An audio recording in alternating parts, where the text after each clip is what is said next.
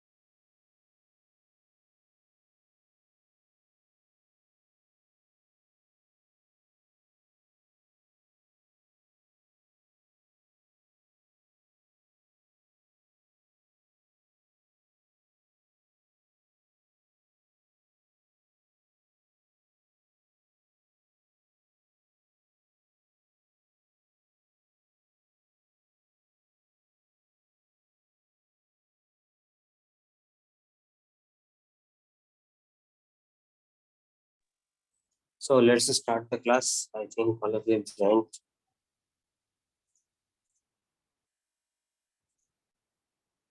Well, students. Okay. Acha, one announcement is there. You have your third internal examination on, wait, 31st August.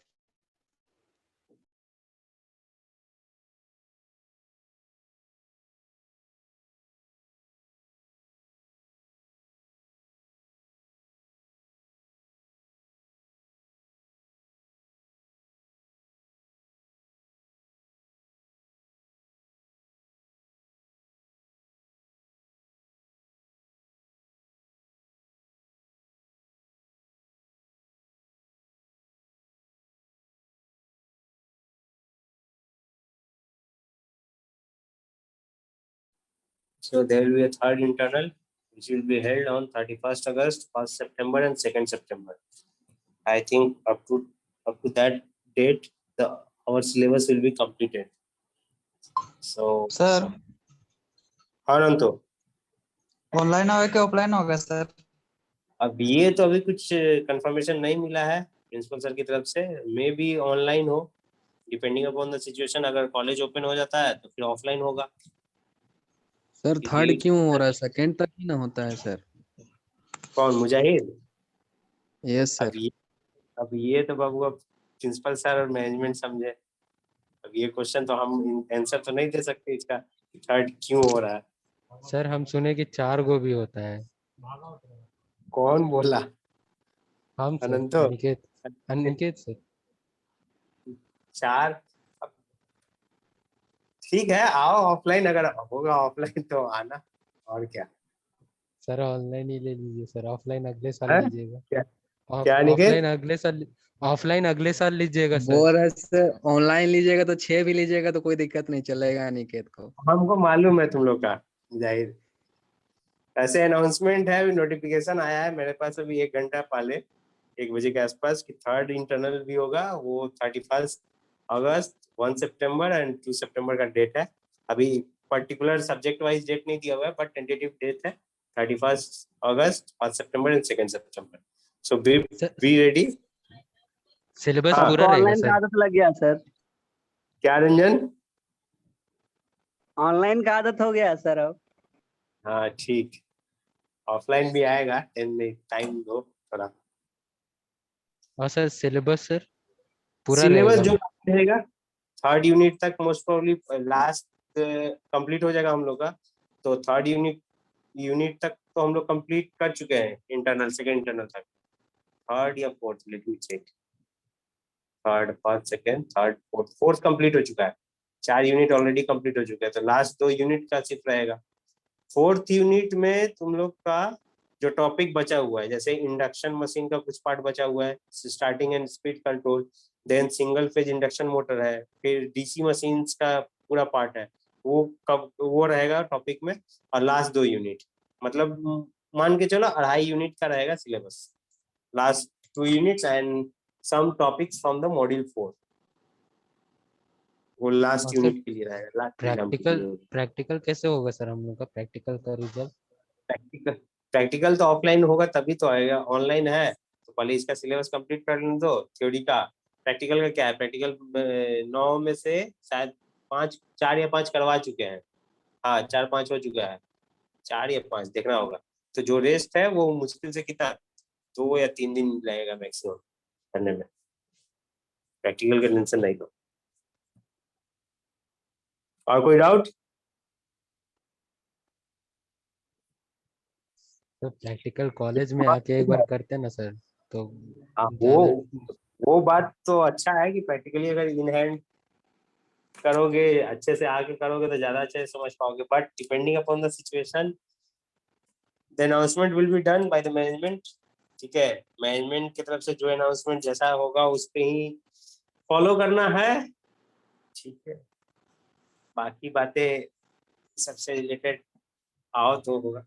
अगर open हुआ, वो 1 semester का तो open हो गया 20 तारीख से, एकेडमिक क्लासेस या कुछ भी रहेगा तो ऑफलाइन। किनका सर? कौन सेमेस्टर का? 8th semester last year.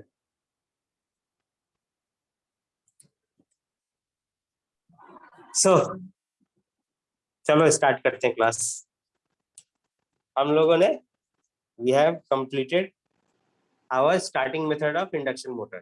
Now today we will discuss something about speed control of induction motor. सभी लोग अपना अटेंडेंस दे लो एलएमएस पे, अपना ये बना हुआ है। अच्छा एक सेकेंड अटेंडेंस एक सेकेंड, अटेंडेंस यहाँ पे नहीं, यहाँ दे, गलती हुआ। Wait. Let me introduce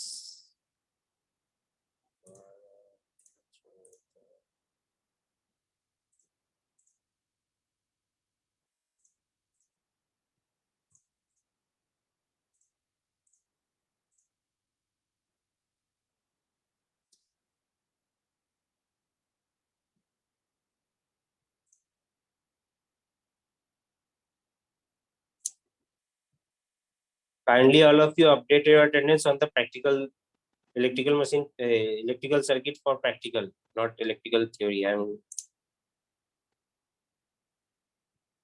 going to disable this.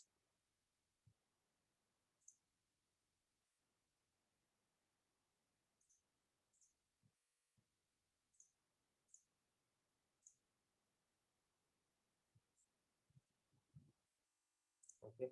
All of you must update your attendance on the practical session. That means ESC 101P, Basic Electrical Engineering Lab. All of you must update your attendance on that portal only.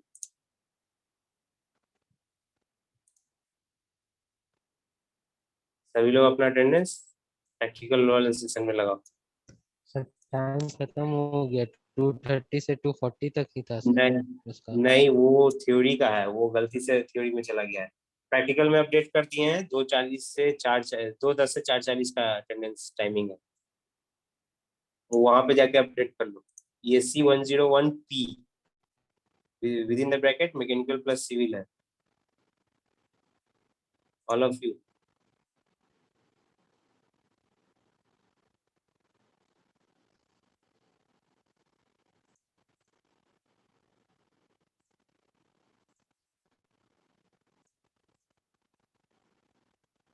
Sir BE lab ESC वाला में sir.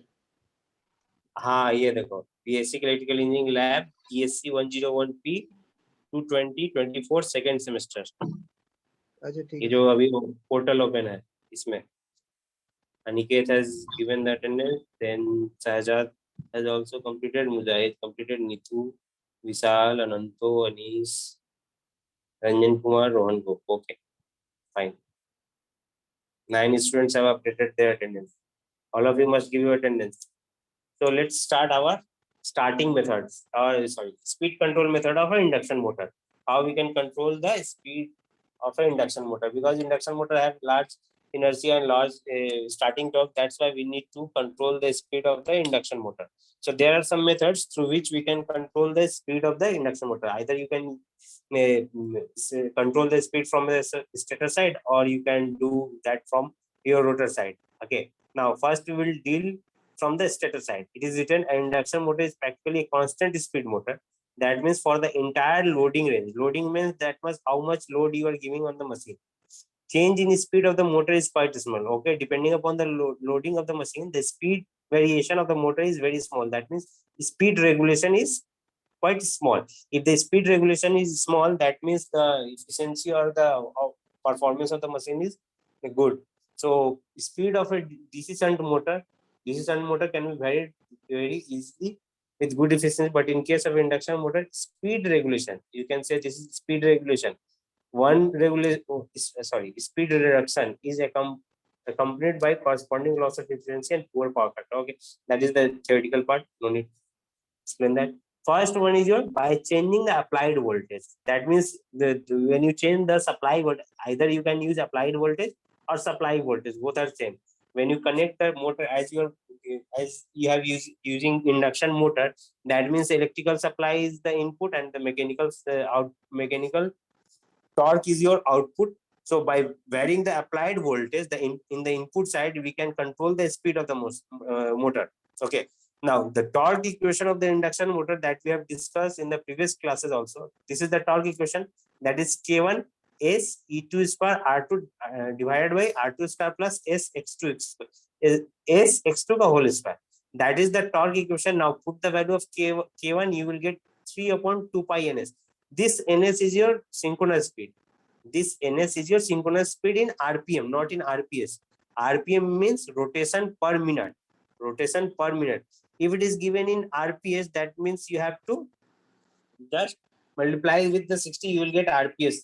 Okay, so accordingly, the final equation of the torque is 3 to S, that is slip, E2 square, that is rotor induced EMF, R2 is your rotor resistance, 2 pi constant value, Ns is your synchronous speed, R2 is your rotor resistance, S is your slip, and X2 is your rotor reactance. As you have already discussed in the transformer, what is reactance. So here it is the secondary part, you have used X2 as your rotor reactance. That is the formula of torque. Now, according to the theoretical concept, you can here it is written rotor resistance R2 is constant, and if slip is small when it will have the value tends to 0.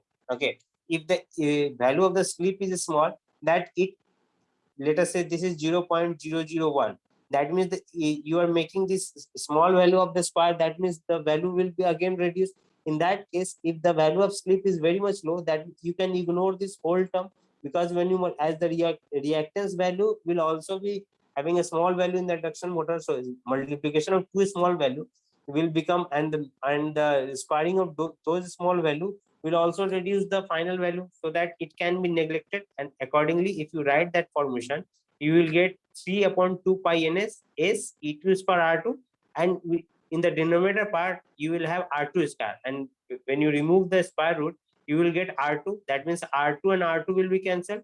This will be remain as K1 constant, so that you can apply here. That is, therefore T is directly proportional to S E2 square, because R2 will be cancelled. As you can say, this is neglected, so its value will be 0. And if its value is 0, that means there will be only under root R2 square will be left. When you take out this R2 square from the square root, you will get R2 value, and in the denominator part R2 and the numerator part R2 will get cancelled each other out. So the remaining part will depend upon the torque. That means torque is, this is your constant, R2 is removed, the denominator parts become 1. So that's why torque will be directly proportional to S E2 square. Okay, E2 is your rotor induced EMF, and this rotor induced EMF is directly proportional to the supply voltage, or you can say applied voltage.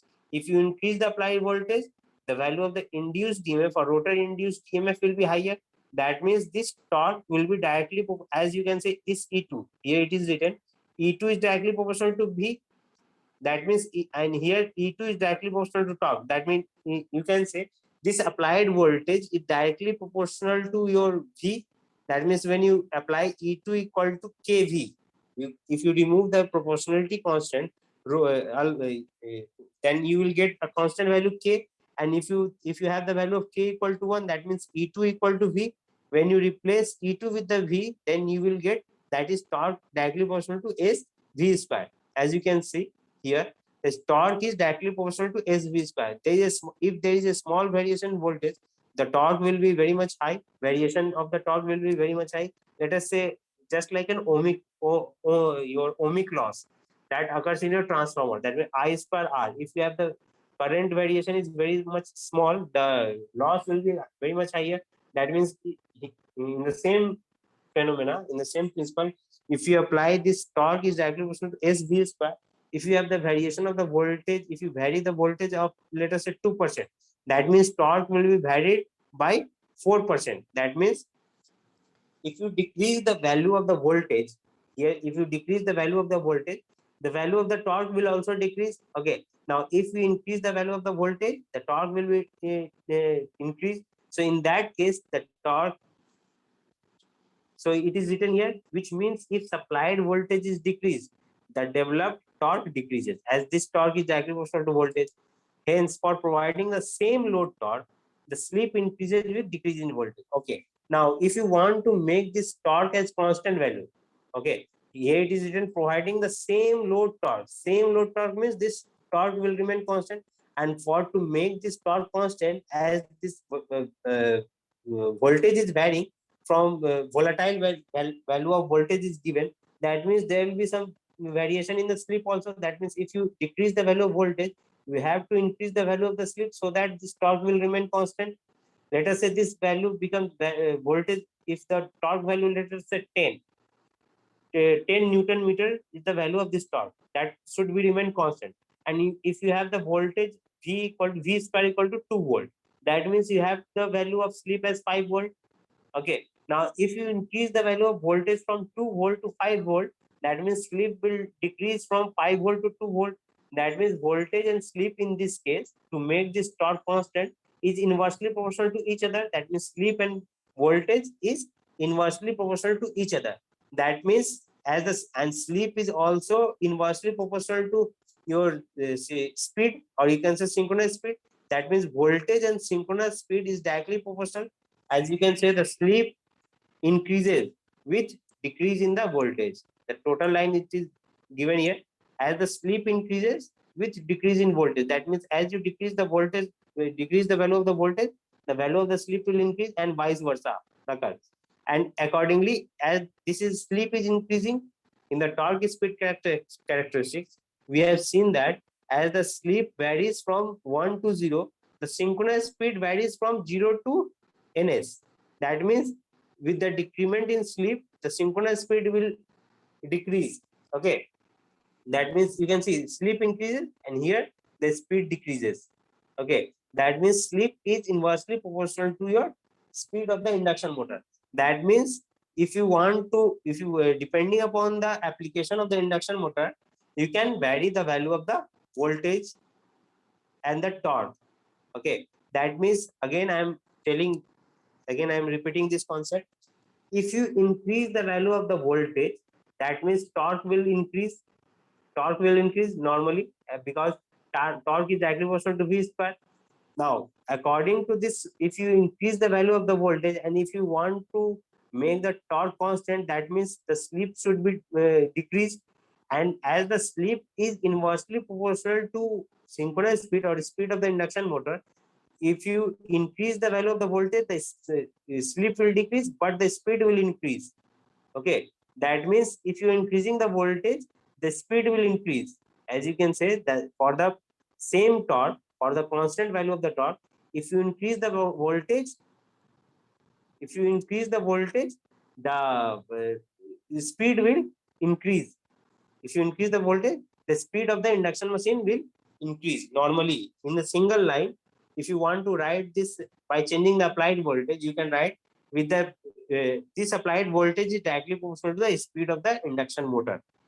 That is, applied voltage is directly proportional to the induction motor, speed of the induction motor. That means if you increase the applied voltage, the speed will increase, and if you decrease the applied voltage, the the speed will decrease. Now, this method is very much easiest, or you can say cheapest, but very rarely used. Why it is being very rarely used? It is because of these 2 points. That is, large change in supply voltage is required for relatively small change in speed. Okay. As you can say, this is your V square.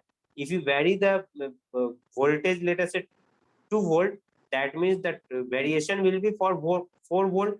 The final value will be 4 volt, and accordingly the slip speed will decrease for a small value. So with the large variation in the voltage, the speed variation will be very much less. That's why this is very rarely used. Second point, large change in supply voltage will result in large change in flux density. That is also correct. Hence, this will also disturb the magnetic condition of the motor. Okay. So depending upon, as you are giving the supply, let us say this, you are giving the supply to the induction motor. This induction motor you are giving the supply voltage. This voltage will induce the current in the induction machine, and accordingly the EMF will be induced in the rotor part, and accordingly the current will, or the flux will develop in the machine. So if you vary the change, if you vary the voltage very rapidly, that means there will be some variation in the your winding fluxes.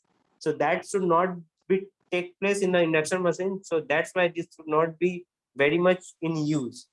Only because of these two conditions, this method is very rarely used by the stator method. But because of the easiest and cheapest, it sometimes can be used. Okay. Now the second one is by changing the applied frequency. First one was your applied voltage. Second one is your applied frequency. Applied frequency means in India, the value of the applied for frequency is your 50 hertz. The value of the applied frequency is your 50 hertz. Now to explain this by changing the applied frequency, you have the formula synchronous speed. This synchronous speed is in RPM, that is rotation per minute. This RPM represents rotation per minute. Okay. Now 120 F upon P is the value of the synchronous speed. F is your supply frequency and P is your number of poles. Let us say this pole is remain constant. This is the number of stator pole and this remain constant. That means the speed will vary depending upon the supply frequency. That means if you increase the value of the frequency, the speed will increase, and if you decrease the value of the frequency, the speed will decrease. Simple and straight way. If you change, that means synchronous speed, or you can speed of the induction machine is directly proportional to your frequency. But this is about your synchronous speed. Now, what about the rotor speed? The rotor speed formula is this. In the last class or in the yesterday's class, I have told you the speed of the rotor is given by this formula. That is n equal to ns 1 minus s. Okay. And now accordingly, if you write the formula or the slip in terms of slip, you will get s equal to ns minus n divided by ns. Okay. So according to this formula, you can, if it is written, hence the synchronous speed change with change in supply frequency, directly proportional. Actual speed of an induction motor is given by this. This is rotor speed of the induction machine. This is the actual speed of the induction machine. That is how much is with how much speed the rotor of the induction machine is rotating is given by this formula. That is nr equal to ns within the bracket 1 minus s. Sometimes the question or the numerical can be asked from this simple formula. That is s. What is the, if you have the question first? If you have the question, find the rotor speed. If you have the value of frequency 50 hertz and pole number is 4 pole, that means by you are given the value of frequency 50 hertz and p is equal to 4 number of poles is there. So from there you will get the speed ns, and if you have the value of the slip, then you can find the rotor speed, or if you have the value of rotor speed, then you can find the value of the slip. So either you have the value of slip or rotor speed. So either of them can be found. If you have the rotor speed value, then you can find the slip, and if you have the slip value, you can find the rotor speed. Now this method is also not very much widely used because of the it is agile. Because of the you cannot change the frequency very much, as the change in frequency can be dangerous sometimes for the power system, because there can be only 5% of variation. There can be only plus minus 5% of variation can be done in frequency. That means it can vary from 48.5 hertz to 52.5 hertz. Beyond that, if you do, then there will be a case of loss of synchronism. That means all the system will become blackout, and the power system called as, in that case, is named as your blackout condition. In that case, the frequency is varied beyond 5% variation. Okay, so this should not be very much used if the induction machine is connected with your power system. Okay, by using your frequency meter, you can vary the frequency of the induction machine. And now it may be used where the induction motor is supplied by a dedicated generator, so that the frequency, okay, at a lower frequency the motor current may become too high due to decreased reactance, and if the frequency will, okay, fine, it is the theoretical concept. Just you have to look out this equation or this formula, that is ns equal to 120 f upon p. 120 f upon p is the value formula. From there you can see that the synchronous speed can vary with the frequency in directly proportional to. Now another method that we will discuss is depending upon the poles. That is the path of your rotor part. Okay. Now the third method is constant voltage upon frequency control of induction motor. If we have the value of the ratio voltage upon frequency is constant, then induction motor can be told as the speed is constant value. And if you have the value of the voltage upon frequency is abrupt, you can change the value of the, if you change the ratio, you can change the value of the speed of the induction motor. Okay.